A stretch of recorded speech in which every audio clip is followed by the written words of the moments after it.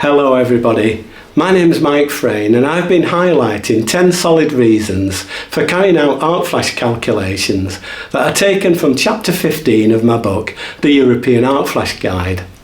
I'm going to highlight another one today, which is that arc flash studies can help to keep people out of restrictive flame resistant PPE. Now the difference between what some people refer to as moon suits and no special FRPP at all is just a few amps.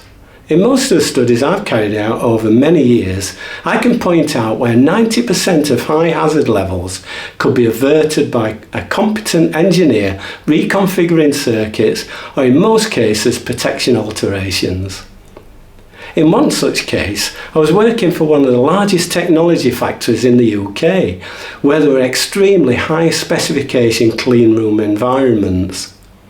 Following the initial calculations, it was discovered that there were 120 low voltage panels on that site, which were identified in the clean room production areas that had high levels of instant energy. Now we managed to successfully reduce the levels at all these panels to below the threshold of a partial thickness burn at a working distance of 450 millimeters.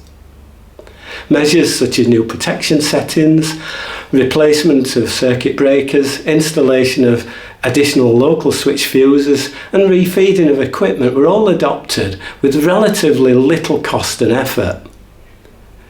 The motivation there was partly reflected in the fact that clean room flame resistant PPE is extremely expensive. But why shouldn't this approach be applied to all industrial settings? After all, this is what the law requires us to do. This was carried out in 2008, and for such a large site, their safety performance has since been excellent. So thank you once again, and please look out for my future short videos on the reasons for arc flash studies.